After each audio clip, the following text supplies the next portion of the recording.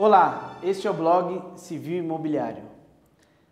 No vídeo de hoje eu tenho a satisfação e a grande honra de entrevistar o meu amigo, professor José Fernando Simão, que é graduado, mestre, doutor e livre-docente pela Universidade de São Paulo. Não é demais dizer que o professor Simão é um dos civilistas do nosso tempo pós-moderno, mais conhecido e um dos civilistas que mais tem tido prestígio no Brasil e também na Europa. Professor Simão, muito obrigado por aceitar o convite do nosso blog e simplesmente eu queria dizer que é uma honra, uma satisfação ouvir as suas palavras. Bom, meu caro Alexandre Gomide, é realmente uma satisfação muito grande poder conversar presencialmente e virtualmente com os nossos espectadores e agradeço eu o convite, que é sempre muito bom conversar um pouquinho sobre mim e um pouquinho sobre o direito. Então, Simão, vamos começar uma conversa, a ideia aqui é um papo bem informal e eu gostaria de saber, eu desde que te conheço, aliás, o Simão é meu padrinho, aliás, além de amigo, padrinho do meu casamento, eu conheço ele já há quase 10 anos. E, professor Simão, desde que eu te conheço, você tem uma paixão, um interesse muito grande pela parte acadêmica do direito. E onde foi despertada essa paixão? E quando você começou a dar suas aulas? Bom, a coisa é tão antiga que eu também não saberia responder com precisão. Mas eu me lembro, por exemplo, minha mãe professora de História, a minha tia professora primária, e eu ia assistir às aulas, ia corrigir trabalhos, interagia com os alunos, isso já desde muito cedo. Mas, por exemplo, eu me lembro com 13 anos que os professores pediam para eu dar um auxílio aos colegas com mais dificuldades e eu acabava ensinando. Eu lembro com 17 anos ensinando História para minha irmã, para ajudá-la no vestibular. E quando eu entrei na faculdade, realmente a primeira coisa que me encantou, além da faculdade, foi a ideia de ser professor. Então, pelo menos eu me lembro no primeiro ano de faculdade, lá em 92, que eu disse, eu quero ser professor de Direito Civil e aqui da faculdade. Ótimo. Simão, para quem ainda não sabe, você é professor concursado na Universidade de São Paulo. Que ano que você ingressou como professor concursado? E muita gente não sabe como funciona o sistema para que um professor possa, de fato, dar aulas na Universidade de São Paulo. Como funciona e que ano você passou a ser professor na USP? Como eu dizia, eu entrei em 92 na faculdade e então fiquei de 92 a 96 o ano da minha formatura. E eu efetivamente sempre quis ser professor. Só que a questão toda é que para ser professor da Universidade de São Paulo é necessário no mínimo o título de doutor. Após uma reforma já ocorrida há alguns anos, o mestre não pode ingressar na carreira como podia no passado. No passado havia o cargo de professor auxiliar de ensino, hoje não. Então efetivamente foi um plano longo e muito suado, muito sofrido, mas também muito prazeroso. Então a primeira coisa que eu pensei, assim que me formei, era fazer um mestrado. Como a gente sabe, o mestrado é a primeira etapa de uma carreira acadêmica, é aquele trabalho que não exige originalidade, só exige uma pesquisa séria, uma compilação e uma estruturação séria de temas. Então eu logo me apaixonei pelo tema do vício do produto no Código Civil e no Código do Consumidor, sobre os vícios ocultos, que essa foi a minha primeira obra. Foi o meu mestrado, depois minha primeira obra, publicada pela Atlas.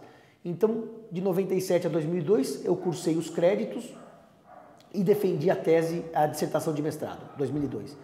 Na sequência, eu precisava então, para atingir o objetivo, o sonho que você pergunta, eu precisava também do meu doutorado. Então eu tive um ano de férias, porque ninguém é de ferro, pedi um ano para minha orientadora, e depois de um ano eu já ingressei nos estudos do doutorado. O doutorado, portanto, foi de 2003 a 2007. 2003 a 2007. E daí concluí o doutorado defendendo a minha tese de doutoramento, que era a responsabilidade civil do incapaz, em 2007. E curiosamente, como a Universidade de São Paulo é uma universidade que todo mundo sabe que é pública, e a Faculdade de Direito, evidentemente, tem que esperar por verba para que se abram os concursos, a faculdade ficou muitos anos sem professor novo. Por quê? Não havia verba, não abria concurso, os professores foram se aposentando, então houve uma grande defasagem, um déficit de professores.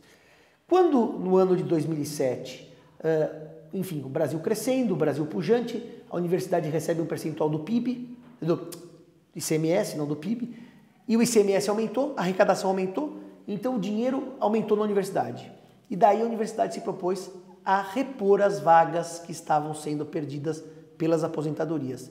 Essa altura eu já era doutor, portanto já estava habilitado a prestar o concurso. E a Faculdade de Direito teve uma outra mudança, uma mudança de grade. Porque normalmente quando se entra na faculdade, entram em 2 turmas, cada uma com 120 alunos, turmas muito grandes. E nesta reforma da grade, a diretoria quebrou as turmas em 4 de 60. Portanto, como as turmas de 2 passaram para 4, houve necessidade de dobrar, ou pelo menos aumentar, o número de docentes.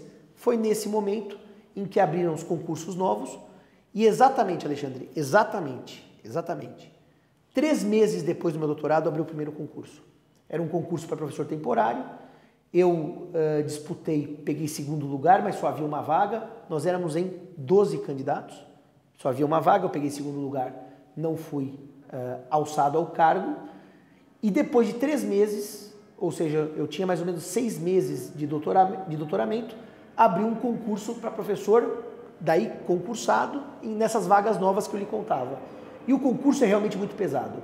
Porque um concurso de ingresso na USP, agora já estou falando do ano de 2008, quando eu passei no concurso, ele é composto por arguição de memorial, prova escrita e prova didática. Eu explico rapidamente cada uma delas.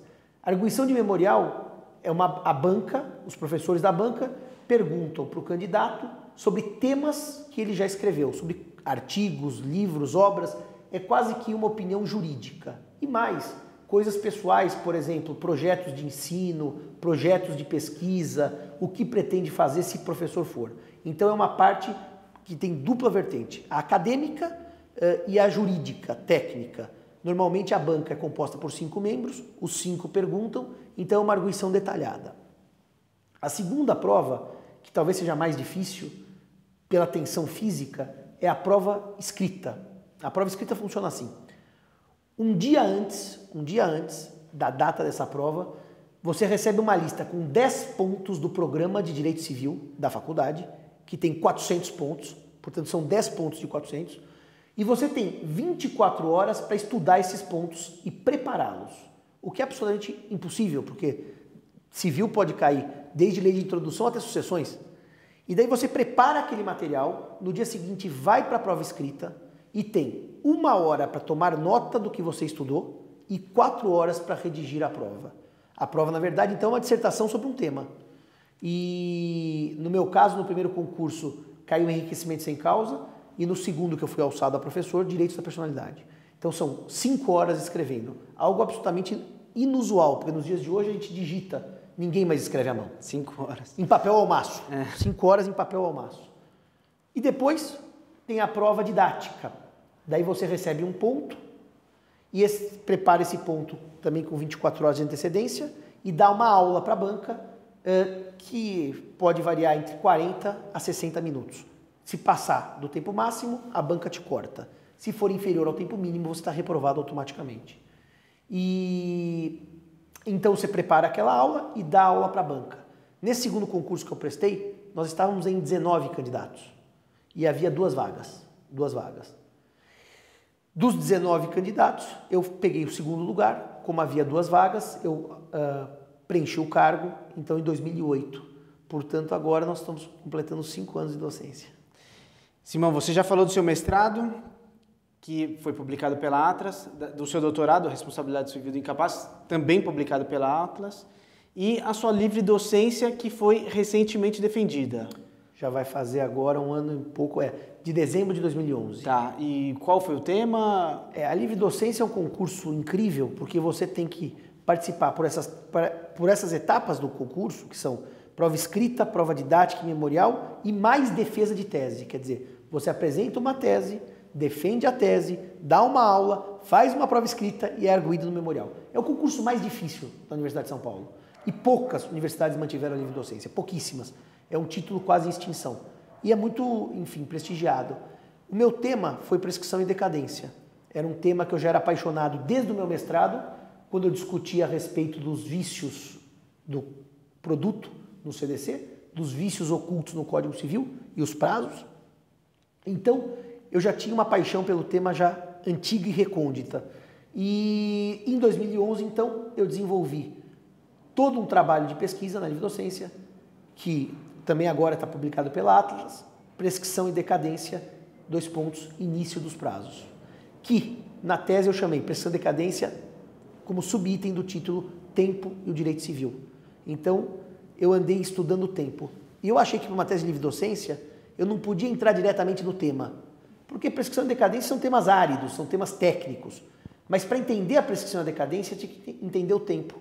Então, eu gastei toda uma etapa de pesquisa sobre o tempo, depois o tempo na história e, por fim, o tema jurídico, propriamente dito. Simão, mas sua livre-docência ainda publicada, ela ainda não foi, né? Já foi. Já foi publicada também pela Atlas também. Pela Atlas. Já está disponível para quem quiser comprar. Sim.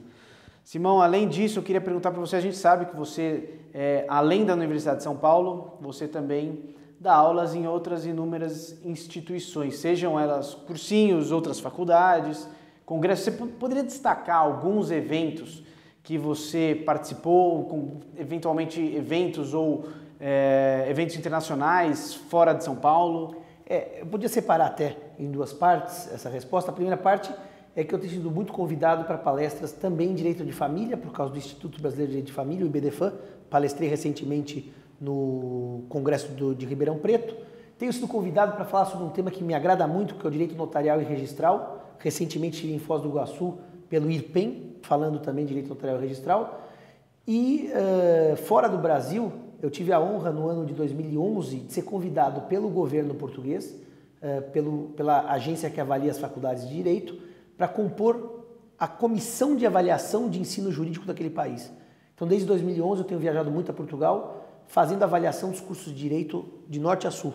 Agora, recentemente, estive em Lisboa e nesse ano ainda tenho que passar pelo Minho, passar pelo Porto e também Lisboa para completar as avaliações.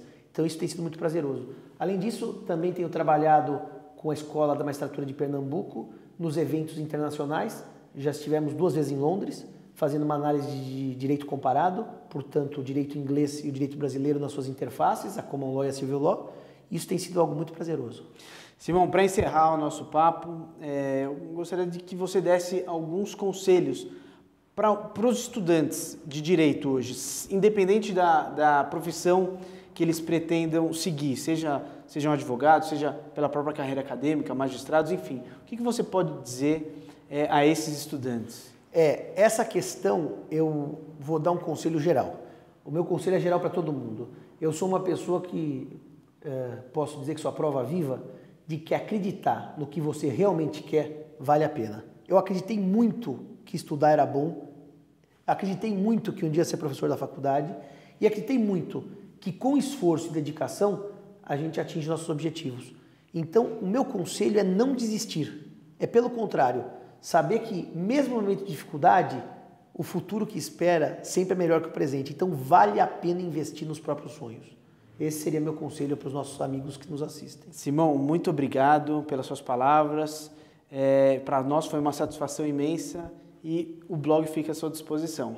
Eu que agradeço e é sempre bom estar com amigos e falando de coisas agradáveis. Muito obrigado ao Alexandre Gomide pelo convite.